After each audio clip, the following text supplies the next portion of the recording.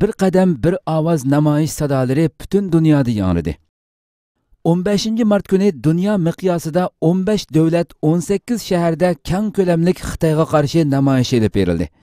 Bu qadimki namoyishning eng cho'ng alohidaligi namoyish qatnashuvchilarining hammasining faqatli qiz ayollar bo'lishi bo'lib, Xitoy doiralarining vatanimizda elib berayotgan qattiq bostirishlari jiddiy kun tartibga keltirildi.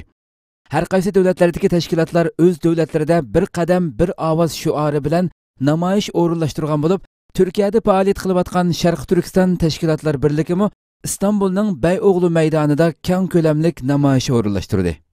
Namoyishga Turkiyada yashayotgan 2000 dan ko'p Sharq Turkistonlik xonim-qizlar qatnashdi. Namoyish Bayo'g'li to'nili oldidan boshlanib, Galatasaray to'liq o'tir maktabining oldigacha davom qildi. Bir qadam bir ovoz shuari bilan dunyo miqyosida elib berilgan namoyish Germaniya, Shvetsiya, Gollandiya, Norvegiya, Yaponiya, Angliya, Avstraliya, Amerika qatorliq 15 davlatdagi 18 shaharda yashayotgan Sharq Turkistonlik xonim-qizlar o'zlari turishliq davlatlarda birli vaqtda elib berilgan bo'lib, chet elda yashayotgan Sharq Turkiston xalqining tunji qitim birlashib elib borgan Xitoyga qarshi namoyishi bo'lib hisoblanadi. Qo'lida Sharq Turkiston bayrog'i bilan Turkiya bayrog'ini hamda Xitoyning ziyonkashligiga uchragan Xitoy turmalarida aziyat chekayotgan Sharq Turkiston xalqining suratlarini egiz ko'tarib olgan Sharq Turkistonlik xonim-qizlar Xitoy Sharq Turkistondan chiqib ketsin, Sharq Turkistonga erkinlik, yashsin mustaqil Sharq Turkiston, Xinjiang emas Sharq Turkiston, Allohu akbar degan shuarlarni jarangliq tovlab Bayo'g'li ko'chalarida saldak oqdi. Sharq Turkistonning ko'k bayrog'i ko'chalarni ko'k osmon tusiga kirgizdi. Bir qadam bir ovoz temasidagi yurish qilish Galatasaray to'liq o'tir maktabining oldiga kelganda Sharq Turkiston tashkilotlar birligi hamda Sharq Turkiston xalqiga vakolatan Sharq Turkiston ma'rif va hamkorlik jamiyati ayollar bo'limining mas'uli Munavvar O'zuyg'ur xonim bayonot e'lon qilib, Xitoyning yaqindan beri Sharq Turkiston xalqi ustidan elib berayotgan har xil bostirishlarni o'ttirg'a qo'yish bilan birga Xitoyni tarbiyalash lageriga sababsiz qamalgan Sharq Turkiston xalqini darhol qo'yib berishga chaqirdi.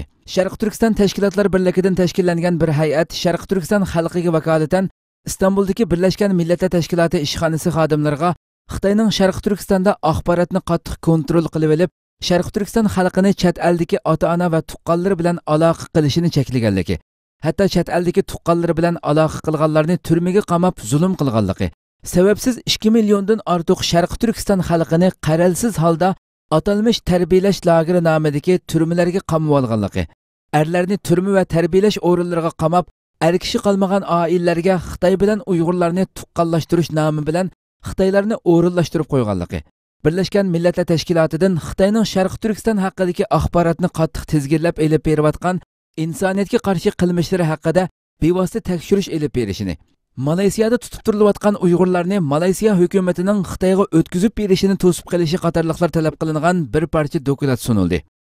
Oxirida Sharq Turkiston ulamolar birligidan Habibullah Ko'sani so'z qilib, Xitoyga qarshi namoyish qatnashgan Sharq Turkistonlik xonim-qizlarning g'ayratini tabriklash bilan birga kelgusidagi farzandlarimizning onasi bo'lgan xonim-qizlarning jasoratlik bo'lishini Sharq Turkiston davosida erlar bilan do'ilga tushishini talab qildi. Allah subhanahu wa ta'ala her bir kelgan qadimlarga ajr azim bersin.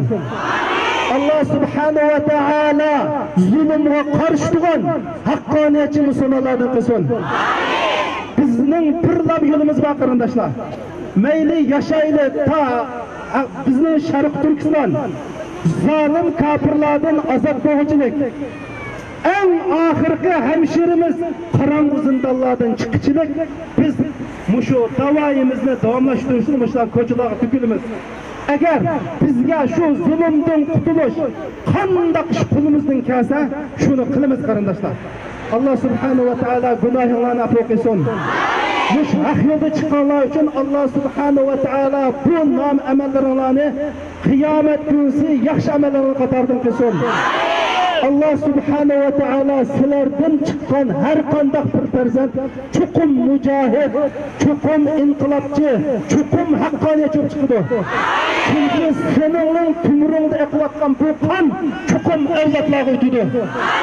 İnşallah sizni köygen her bir bulunmağın müküdü vargan hakkaniyet için çıkmaganlar sizden hicil buldu inşallah. Allah subhanahu wa ta'ala ecrini versin.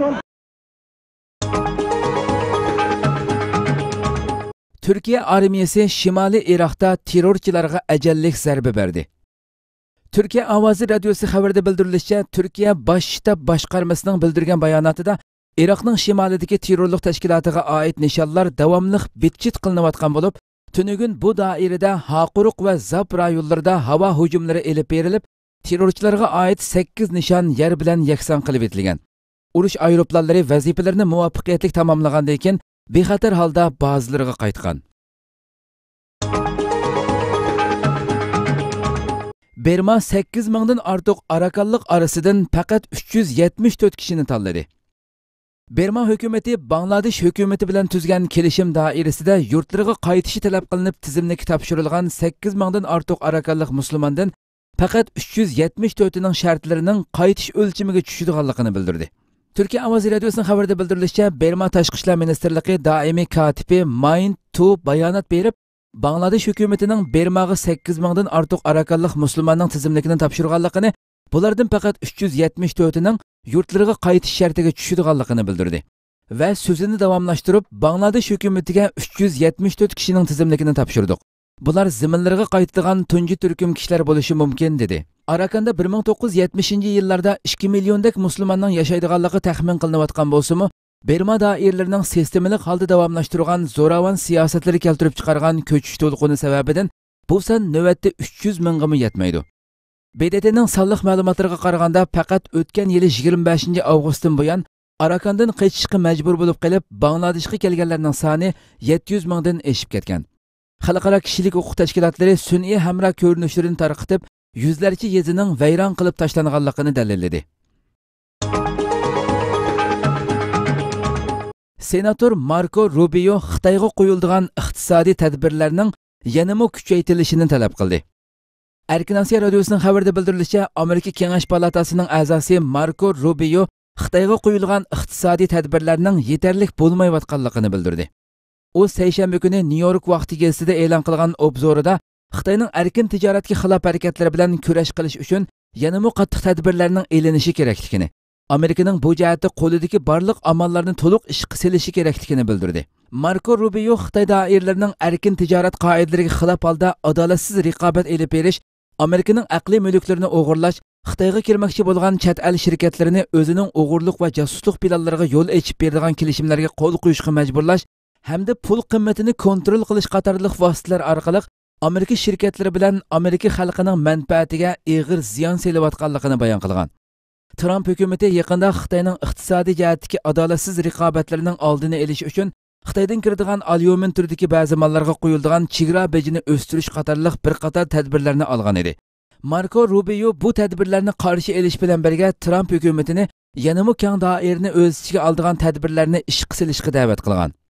Marco Rubio Xitoyning erkin tijorat qoidalariga xilof harakatlariga qarshi aktiv faoliyat olib berayotgan Amerika Davlat Majlisining a'zosi.